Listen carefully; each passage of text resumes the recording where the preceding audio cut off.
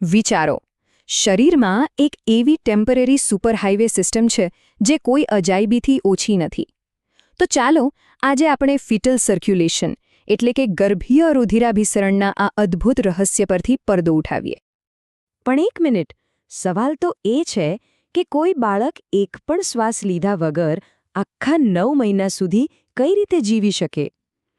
આ મોટા કોયડાનો જવાબ એ જ છે ગર્ભીય રુધિરાભિસરણ. ઓકે, તો આપણી આ સફરમાં આપણે શું જોવાનું છે એના પર એક નજર નાખીએ. શરૂઆત કરીશું પાણીની અંદરની સમસ્યાથી, પછી એક અનોખી લાઈફ સપોર્ટ સિસ્ટમ વિશે જાણીશું, તેના 3 જીનિયસ શોર્ટકટ્સને સમજીશું, એક ઓક્સિજનેટેડ સેલની યાત્રા પર નીકળીશું અને જોઈશું કે પહેલો શ્વાસ બધું જ કઈ રીતે બદલી નાખે છે. અને હા, આખરમાં જ્યારે આ શોર્ટકટ્સ ખુલ્લા રહી જાય ત્યારે શું થાય એ પણ જોઈશું. તો શરૂ કરીએ સેક્શન 1થી. પાણીની અંદરની સમસ્યા. કલ્પના કરો કે તમારે પાણીની અંદર રહેવાનું છે પણ શ્વાસ નથી લઈ શકતા. આવું જ કંઈ થાય છે ગર્ભ સાથે. એના ફેફસા કામ નથી કરતા. તો સવાલ એ છે, એ જીવે છે કઈ રીતે? અને અહીંયા જ આવે છે ફિટલ સર્ક્યુલેશન. તો આ છે શું? એકદમ સરળ શબ્દોમાં કહીએ તો આ એક સ્પેશિયલ અરેન્જમેન્ટ છે જ્યાં ઓક્સિજન અને પોષણ ફેફસામાંથી નહીં પણ સીધું પ્લેસેન્ટામાંથી મળે છે. ખરેખર આ સમયે તો પ્લેસેન્ટા જ સાચો લાઈફ ગીવર છે. ચાલો તો હવે સેક્શન 2માં જઈએ. એક અનોખી જીવન સહાયક પ્રણાલી. આ આખી અદ્ભુત સિસ્ટમ, એની પાછળ 2 મુખ્ય હીરો છે, પ્લેસેન્ટા અને નાળ એટલે કે અમ્બિલિકલ કોર્ડ. ચાલો હવે એમને બારીકાઈથી સમજીએ. પ્લેસેન્ટા વિશે વાત કરીએ ને તો એ તો એક સ્વિસ આર્મી નાઇફ જેવું છે. ખરેખર એ ગર્ભ માટે શ્વાસ પણ લે છે, કચરો પણ સાફ કરે છે અને હા, જમવાનું પણ પૂરું પાડે છે. વિચારો તો ખરા, ફેફસા, કિડની, પાચનતંત્ર બધું જ કામ એકલી પ્લેસેન્ટા કરે છે. અને હવે વાત કરીએ અમ્બિલિકલ કોર્ડ એટલે કે નાળની, જે સાચી લાઇફલાઇન છે. પણ અહીંયા એક મજાની વાત છે, એક જબરજસ્ત ટ્વિસ્ટ. સામાન્ય રીતે કેમ હોય? ધમનીઓ શુદ્ધ લોહી લઈ જાય અને શિરાઓ અશુદ્ધ. પણ અહીંયા બધું જ ઉલટું.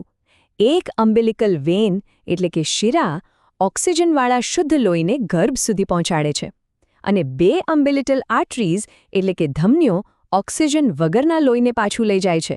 ગજબ છે ને? હવે આવીએ સેક્શન 3 પર. 3 જીનિયસ શોર્ટકટ્સ. ગર્ભની આ સર્ક્યુલેટરી સિસ્ટમમાં 3 એવા સ્માર્ટ બાયપાસ અથવા તો ગુપ્ત રસ્તા છે. આ રસ્તા લોહીને એવા અંગો પાસેથી બાયપાસ કરાવે છે જેની હાલ જરૂર નથી, જેમ કે ફેફસા અને લીવર. આવા શોર્ટકટ્સને શન્ટ્સ કહેવાય છે. તો પહેલો શોર્ટકટ છે ડક્ટર્સ વેનોસિસ. આનું કામ શું? તો આ લોહીને લીવર પાસે હેલો કહીને સીધો બાયપાસ કરી દે છે. એમ કરીને સીધું હૃદય તરફ વધારે છે, જેથી કિંમતી સમય અને સૌથી મહત્વનું ઓક્સિજન બચી શકે. બીજો શોર્ટકટ છે ફોરામેન ઓવેલ. આને તમે હૃદયના 2 કર્ણકો વચ્ચેનો એક ગુપ્ત દરવાજો સમજી શકો. આનો હેતુ એકદમ સાચો છે.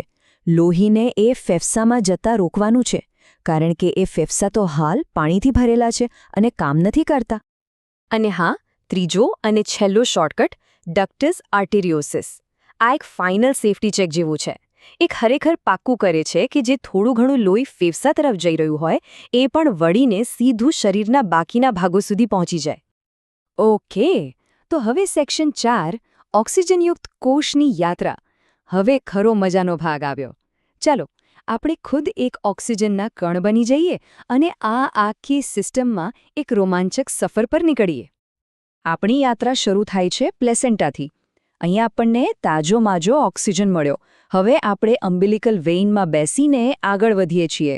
અને જુઓ, આવ્યો પહેલો શોર્ટકટ. ડક્ટસ વેનોસિસનો ઉપયોગ કરીને આપણે લીવરને બબાઈ કહી દીધું. તો હવે આપણે હૃદયના રાઇટ એટ્રિયમ એટલે કે જમણા કર્ણકમાં પહોંચી ગયા. પણ અહીંયા રોકાશે કોણ? આપણે તો વીઆઈપી છીએ. તો ચલો ફોરામેન ઓવેલ નામના સ્પેશિયલ ગુપ્ત દરવાજામાંથી પસાર થઈ અને સીધા લેફ્ટ એટ્રિયમમાં પહોંચી જઈએ. અને આ વીઆઈપી રસ્તો એ આપણને સીધા એઓર્ટામાં લઈ જશે, જ્યાંથી આપણે સૌથી મહત્વપૂર્ણ જગ્યાએ પહોંચીશું, મગજ અને શરીરના ઉપરના ભાગોમાં. સિમ્પલ વાત છે, સૌથી સારો ઓક્સિજન સૌથી જરૂરી અંગોને જ મળવો જોઈએ. જો કે થોડુંક લોહી બીજા રસ્તે પણ જાય છે. રાઇટ વેન્ટ્રિકલ તરફ. તો જે લોહી બીજા રસ્તે ગયું હતું એનું શું? ચિંતા નહીં, એ ત્રીજા શોર્ટકટ ડક્ટસ આર્ટેરિયોસિસનો ઉપયોગ કરીને પાછું મેઇન હાઇવે પર આવી જાય છે.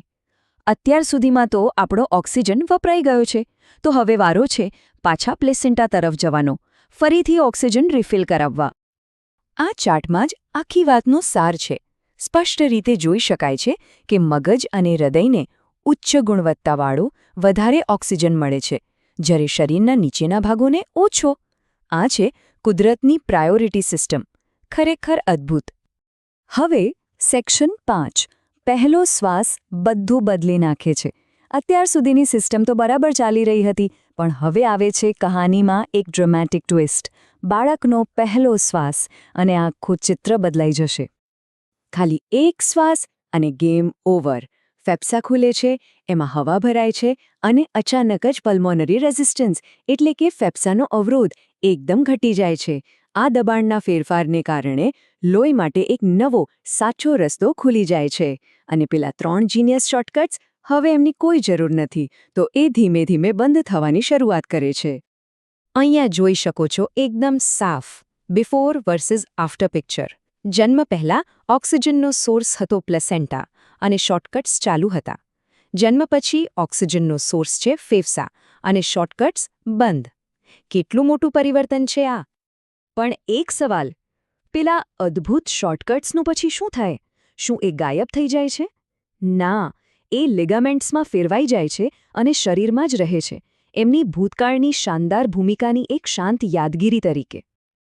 અને હવે આપણા છેલ્લા સેક્શન પર આવીએ, જ્યારે શોર્ટકટ્સ ખુલ્લા રહે છે. હવે કઈ વખત આ આખું ટ્રાન્ઝિશન એ પરફેક્ટ નથી થતું, તો જ્યારે આ શોર્ટકટ્સ બરાબર બંધ ન થાય ત્યારે શું થાય? ચાલો એની ક્લિનિકલ ઇમ્પોર્ટન્સ પર એક નજર કરીએ. 2 સામાન્ય ઉદાહરણો છે. PFO એટલે કે પેટન્ટ ફોરામેન ઓવેલ અને PDA એટલે કે પેટન્ટ ડક્ટસ આર્ટેરિયોસિસ. આ ત્યારે થાય જ્યારે એ શોર્ટકટ્સ ખુલ્લા રહી જાય. આના પરથી જ અંદાજ આવે છે કે કુદરતની આ રચના કેટલી નાજુક અને કેટલી મહત્વપૂર્ણ છે. તો ફીટલ સર્ક્યુલેશન એટલે કુદરતના એન્જિનિયરિંગનો એક બહેતરીન નમૂનો. એક એવી સિસ્ટમ જે 9 મહિનામાં બને છે, કામ કરે છે અને પછી પોતે જ ડિસમેન્ટલ પણ થઈ જાય છે. આ જોઈને વિચાર આવે જ છે કે આપણા શરીરમાં આવે બીજી કેટલી છુપી અદ્ભુત એન્જિનિયરિંગની અજાયબીઓ કામ કરી રહી હશે.